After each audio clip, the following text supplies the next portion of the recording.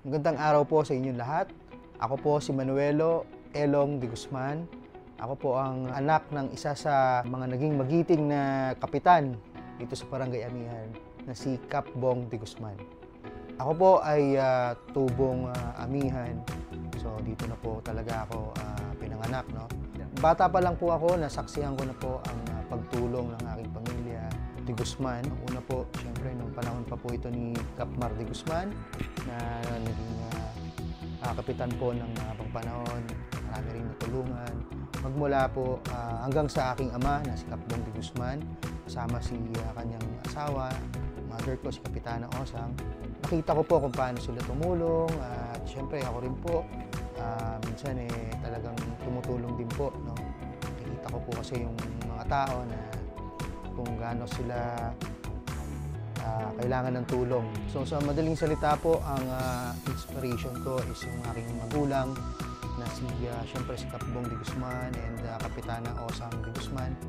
Kung yung pagtulong po nila, pagtulong sa mga tao ng Barangay Amihan, dito sa mga residente, kung paano nila i-resolve yung mga problema, kung paano nila i-resolve ang issues ng mga residente, ng mga nagkakaroon ng problema.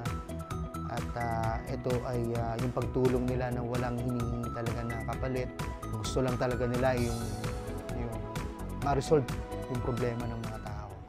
So during pandemic, talagang grabe yung nangyari sa panahon na yun, no? Last 2 years ago. Talagang lahat ng tao talagang nagme-message o humihingi talaga ng tulong sa ating barangay, no, na pinangungunahan niya ni Cap Bong de Guzman. All out talaga lahat ng ayuda talagang pinamimigay, bahay-bahay, talagang sobrang ingat din syempre. Grabe yung experience na yon dahil hindi ko talaga makakalimutan dahil sa pandemic na yan, dahil sa COVID-19 nawala po yung pinakamamahal nating kapitan. Actually, story po niyan. Siguro yung mga hindi nakakaalam, dalawa po kami niyan talagang na hospital. Ako po talaga yung pinakamalala. Lubos akalain na mawawala yung ama ko dahil akala ko nga ako yung mamamatay kasi talagang 50-50 ako noon. Talagang di na ako makahinga, di na ako makalakad. Tatay ko, si Cap Bong, malakas siya nung dinala sa hospital. Actually, nag-video call pa kami. Sabi ko, puntahan niya ako, punta na siya dahil yung oxygen level nga, oxygen na tank is para dire-diretso. So, di ko lubos akalain na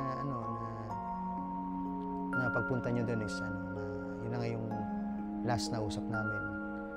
And, sobrang nakakalungkot, pero we have to move forward, no, sa buhay natin. Nangyayari talaga yon.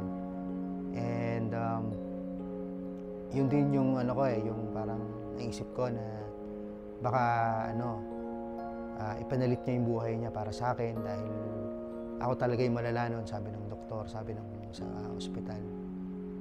And siguro ito na rin yung sa akin, nag-joke para ipagpatuloy ko, no? Pagpatuloy yung pagtulong niya sa mga tao, yung di mawala yung ganong mga gawain niya. So, dadagdagan pa at mas marami pang matulungan. Dire-diretso lang po na pagtulong para sa ating residente ng Barangay Amihan.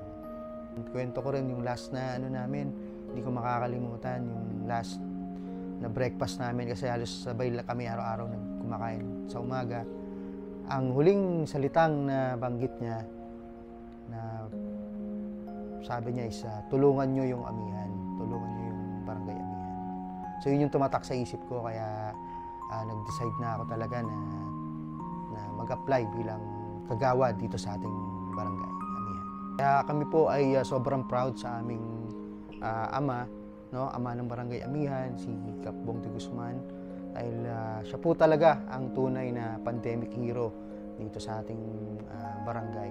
Talagang sinacrifice niya lahat ng sinacrifice niya ang buhay niya para sa atin, no? Para may provide niya lahat ng para sa Amihan ng pandemic na yun.